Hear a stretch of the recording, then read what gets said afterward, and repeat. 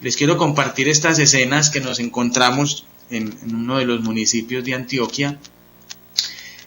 Una mamá llevando a un bebé. Vemos una interacción bastante limitada, trabajando con un grupo de agentes educativos. Aquí en Colombia tenemos una figura que se llama Madres Comunitarias. Ese grupo de agentes eran Madres Comunitarias. Les pregunté, ¿qué ven ustedes en esas fotos? Y por supuesto que veían eso que todos estamos viendo de un bebé cargado, sin posibilidades ni siquiera de mirar el rostro de la mamá, mirando para el piso, y además el niño con el que también va esta persona, pues en algunos momentos casi descuidado. Pero hubo una mujer que me respondió algo que a mí me conmovió bastante. Dijo, yo veo a una mujer cansada. Creo que nosotros, por supuesto, cuando empezamos a promover en las familias nuevas formas de relación, a veces partimos de señalar también la falta, sin negar, por ejemplo, la pobreza de esta interacción de la mamá con el niño.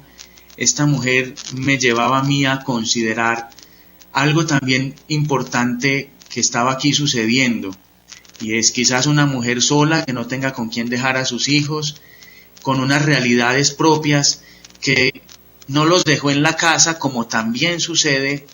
Hay casos donde niños de la edad del mayorcito que ustedes están viendo son a veces dejados solos, así sea por unos minutos, con bebecitos como el que esta señora está cargando, y hemos tenido tragedias por estas prácticas. En este caso la mamá se llevó a los niños y eso ya habla de una cierta inclusión y de un cierto reconocimiento. Y en este caso también es importante reconocer la perspectiva del adulto, que muchas veces no tiene los recursos, que no actúa por una negligencia malintencionada, sino tal vez por una ignorancia que no ha sido su elección, sino que no ha encontrado las oportunidades, los apoyos estatales, las posibilidades de mejorar sus prácticas, de mejorar su relación.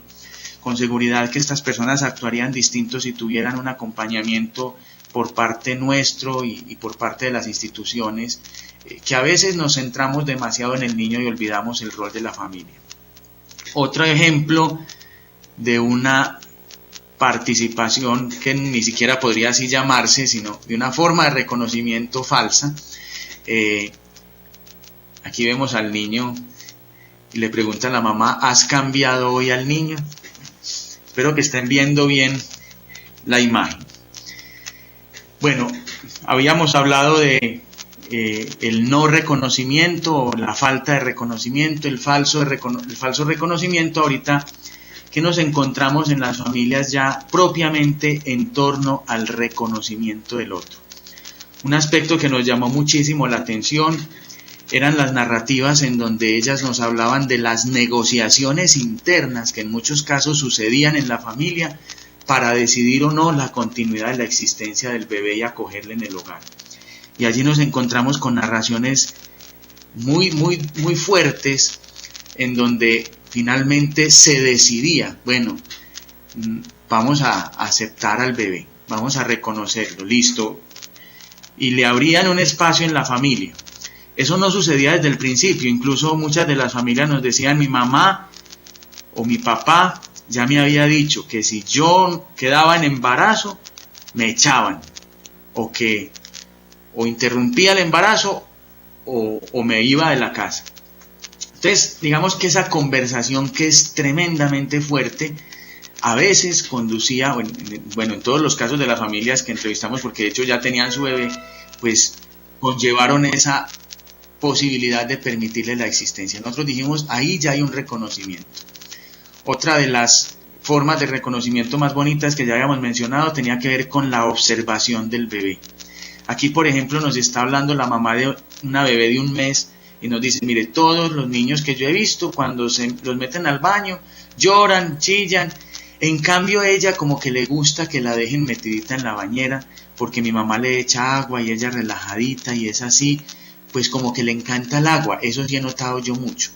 Y estábamos hablando de una bebé de 1 mes. Nos encontrábamos también con familias con bebés de 9 meses que no eran capaces de describirnos asuntos particulares, gustos particulares de sus bebés.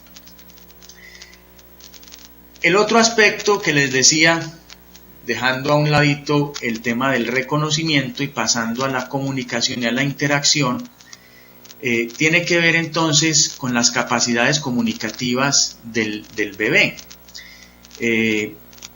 Este autor que ponemos aquí, Václavic, pues nos habla de que toda interacción comunica, y nosotros pues sabemos con suficiente evidencia que el ser humano no puede abstraerse de la comunicación, que es imposible no comunicar. Hasta cuando uno no quiere comunicar, comunica. Pero la pregunta aquí era si había una intencionalidad del bebé al comunicar. Y cómo era esa interacción comunicativa, y a eso propiamente era a lo que nosotros considerábamos ya una posibilidad de participación. O sea, no solo a que el niño llore, que ya ahí está expresando algo, sino a las formas como los adultos y los bebés iban sincronizando esas expresiones comunicativas e iban descubriendo las intencionalidades que había detrás de ellas. Lo primero que nos dábamos cuenta era que los adultos consideraban que había unas formas de interacción comunicativas del niño, pero que no tenían intencionalidad. Entonces decía un adulto, por ejemplo, el bebé, aunque puede escuchar, no entiende.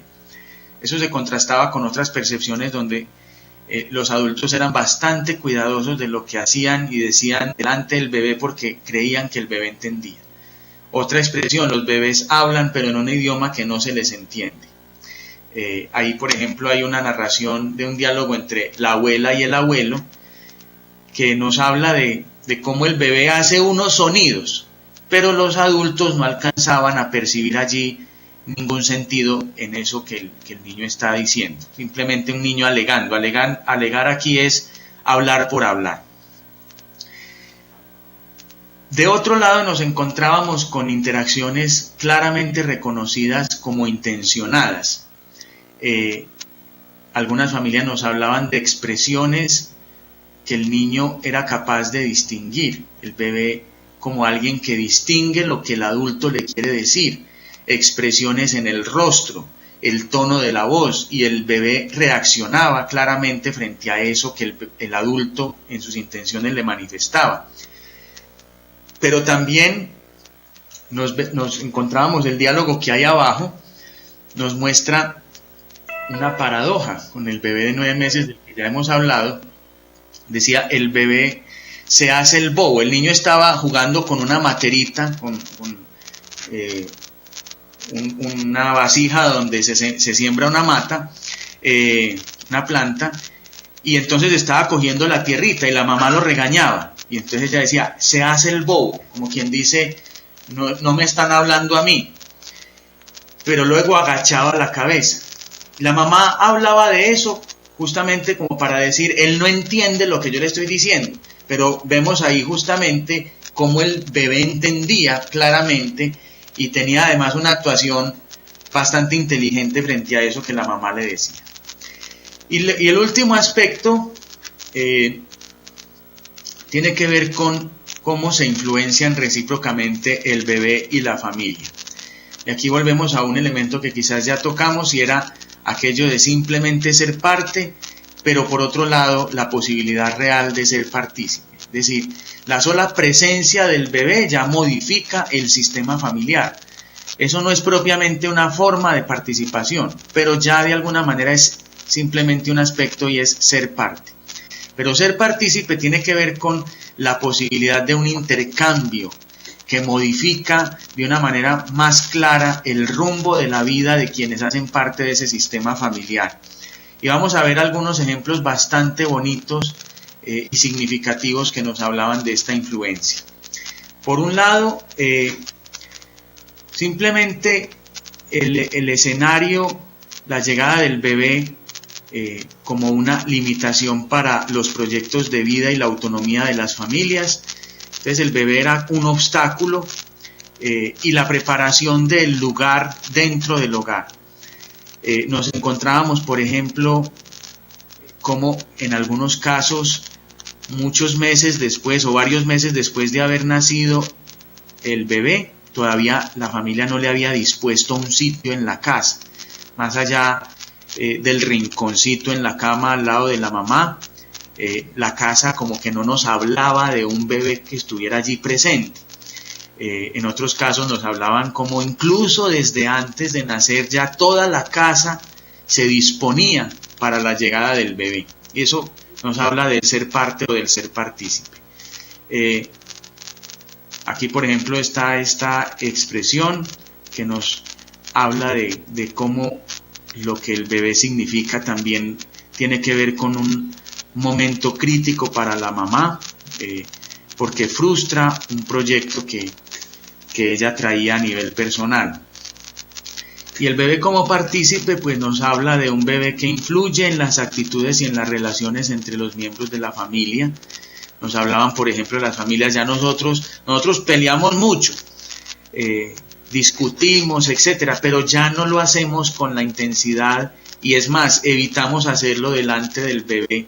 Entonces es un bebé que ya empieza a incidir en las conductas, en el comportamiento de la familia, pero al mismo tiempo nos hablaban de cómo ese bebé empezaba a resignificar la vida de la mamá y de otros familiares.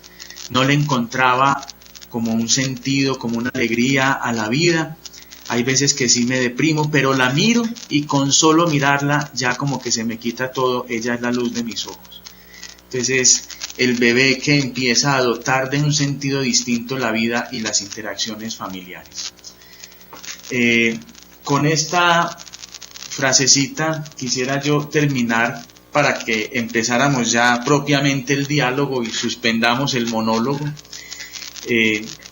Hay una palabra que puede tocar todo tu ser, que puede recorrerte y hacer florecer lo mejor de ti. Viene vestida de sonrisa o de llanto. A veces resuena y otras veces requiere ser escuchada con otros sentidos para poder entenderla. Si logras escuchar esa palabra, si dejas que te acaricie, alimentará tu alma y brotará de ti sabiduría y amor en cada gesto, en el tono de tu voz, en tu mirada, en el movimiento de tus manos. Darás lo mejor de ti a cada niño y a cada niña que acompaña en tu vida. Voy a quitar ya la presentación y abierto a la conversación ya en este momento, al diálogo. Ok. Ahí está ya. Bien. Todos aprendemos ahora en Listo. en estas nuevas formas de interactuar. No sé si quieren alguien. Buenos días, Hernán. Soy Celsa García. Tuvimos la oportunidad de conocernos en Colombia unos días. ¿Qué tal? Claro, Celsa. ¿Qué tal? Qué gusto verte y escucharte. Igualmente, igualmente.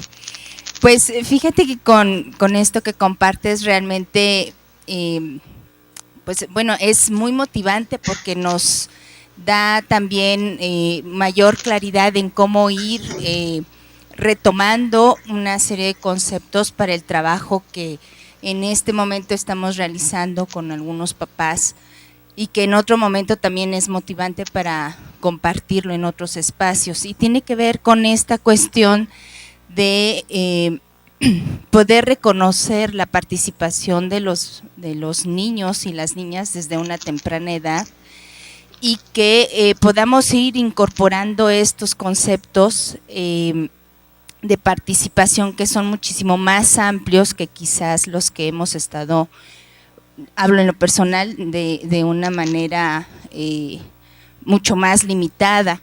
En este sentido, tuve la oportunidad de trabajar con un grupo de papás hablando sobre los arreglos familiares que se tenían que implementar para la crianza bajo las condiciones de jornadas laborales largas. De hecho, compartiendo el trabajo con la maestra Norma, le llamábamos de sol a foco porque los niños no veían a los papás ni a las mamás. Entonces, ¿quiénes eran los que se tenían que estar coordinando para poder hacer un ejercicio de crianza?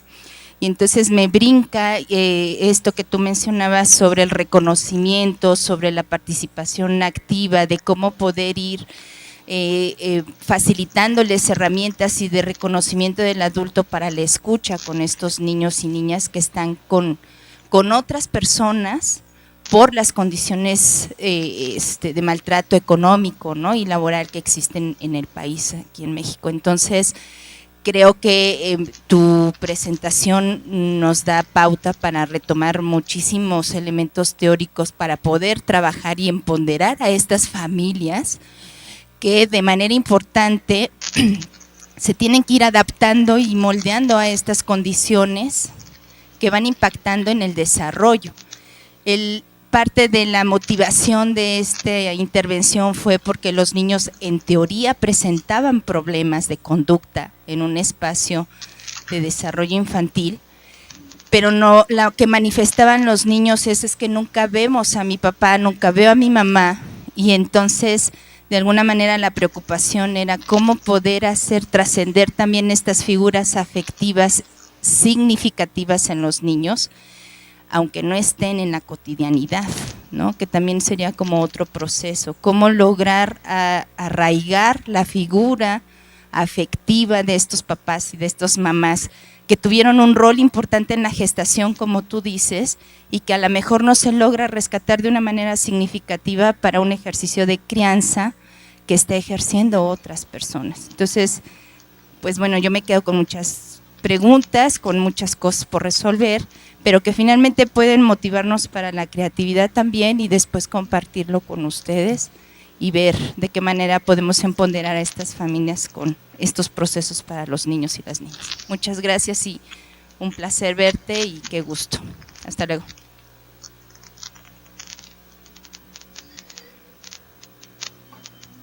Celsa, muchas gracias a ti.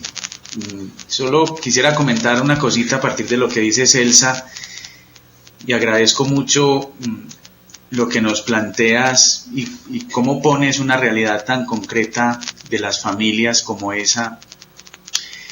Hace poco tuvimos una experiencia con un grupo de familias y me conmovió y me tocó muchísimo lo que nos narraba una mamá, porque en principio aparecía como una mujer que maltrataba, digamos, a sus hijos.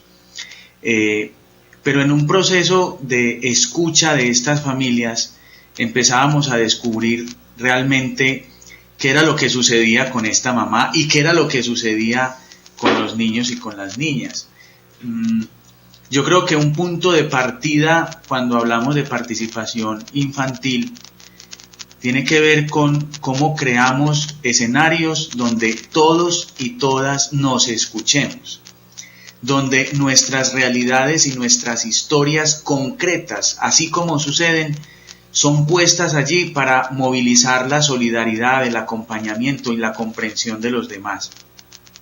Creo que es difícil pedirle a una mujer que nunca ha sido escuchada, que ha tenido que lidiar sola con sus tragedias humanas, que escuche al otro. La mejor forma de promover en ella su capacidad de escucha es escuchándola, es valorándola, es no juzgándola, es acogiéndola. Lo mismo con una maestra o con un maestro. Nos encontrábamos, por ejemplo, con narrativas de los maestros y maestras que decían: en la institución yo no tengo forma de opinar, lo que yo pienso en el centro infantil no es considerado, la voz del adulto, las directivas toman ellas solas las decisiones. Veíamos que la apuesta por la participación infantil nos tiene que llevar a pensar ambientes democráticos. Si el adulto no es escuchado, va a tener una dificultad para escuchar al otro.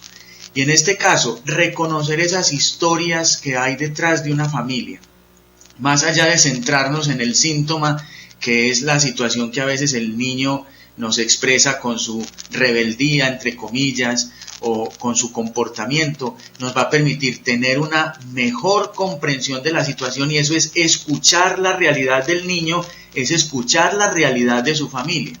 Escuchar la realidad del niño es escuchar la realidad de la dinámica que sucede en el centro infantil. Entonces, esa voz del niño siempre nos estará hablando de algo que va más allá, que está detrás, y que justamente nuestra sensibilidad es la que nos tendría que permitir dar cuenta en todo ese sistema de relaciones a qué nos está desafiando esa voz del niño.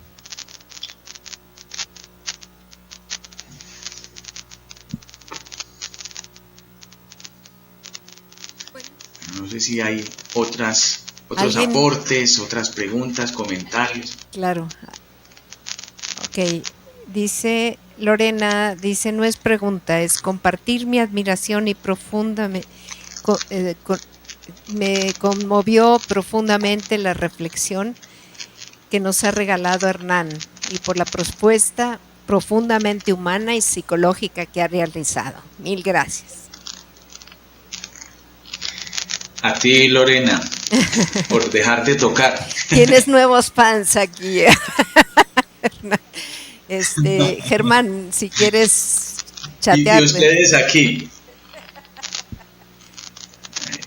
Bueno, Lorena, ¿me escuchó?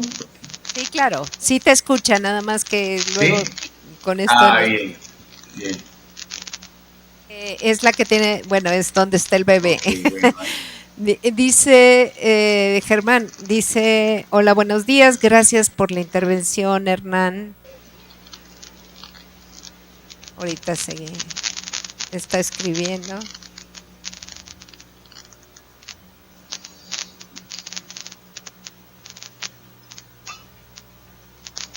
Dice, me parece que la participación es un aspecto muy importante en la etapa de la niñez, dice Germán.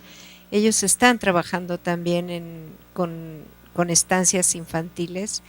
Me costaba mucho trabajo traspolarlo a la primera infancia, todos estos conceptos.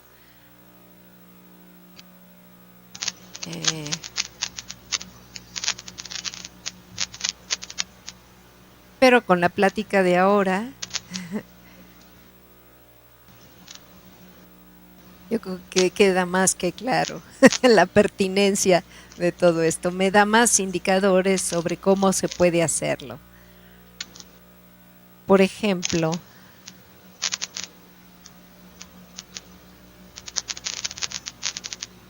¿se escucha?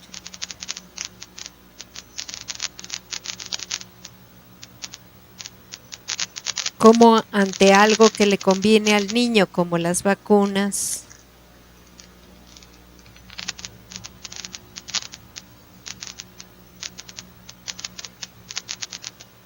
no es llegar y solo vacunarlo.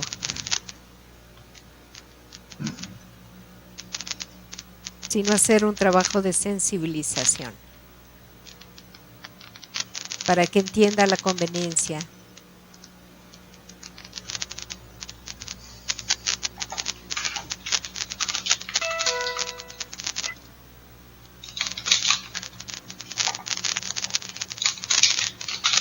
De que eso es algo bueno para ella de esa manera.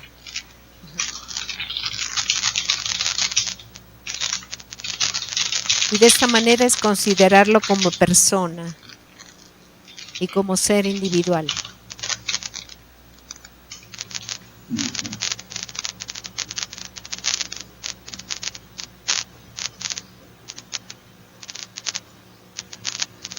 Tú ya ahí le agregaste y su participación y tú, Hernán, dices, para que podamos nosotros también comprender lo que significa para el niño y la niña. Exacto, es dejarse tocar, ¿no? Como dices, Hernán.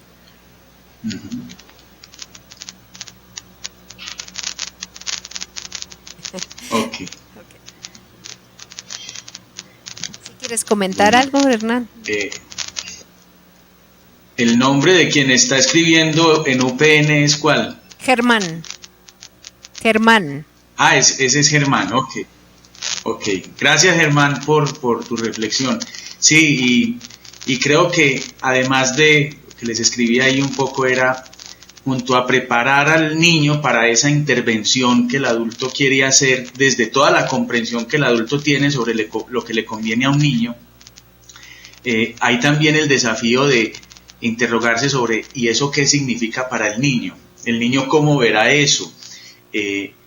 Ahí creo que hay una tarea que no siempre es fácil, a veces recurrir al dibujo, recurrir a ciertos juegos, a la observación, es la que nos permite ponernos en el lugar de él Y ahí, justamente, al entender lo que para él significa, poder rediseñar o fortalecer esa sensibilización, porque a veces incluso esa sensibilización es también desde nuestras comprensiones. Pero esa sensibilización o preparación del niño tiene que partir de reconocer lo que para él puede estar significando, que siempre es un ejercicio de aproximación. Vamos acercándonos y acercándonos poco a poco hasta ir encontrando algo que creemos de verdad es el punto de vista del niño.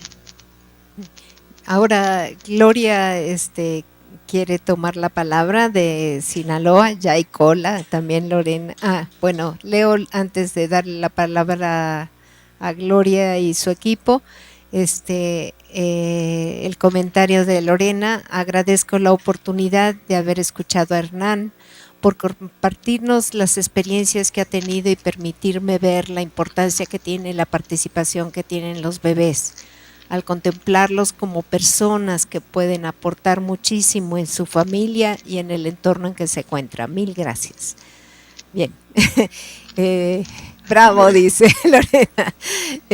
Va Gloria entonces de Sinaloa. Ellas son de la Normal de Sinaloa, hacen un trabajo excelente ahí en la Normal formando maestros, que no es pequeño trabajo. Gloria, a ver si funciona. Tengo una hermana allá en Sinaloa. Tengo una hermana que está viviendo allá en Sinaloa, está estudiando un doctorado allá en la universidad, allá en Sinaloa. Así que cuando dicen Sinaloa, ahí se me mueve algo por aquí en el pecho. Gloria, ¿quieren hablar? Sí, ahí está. Sí, te escuchamos.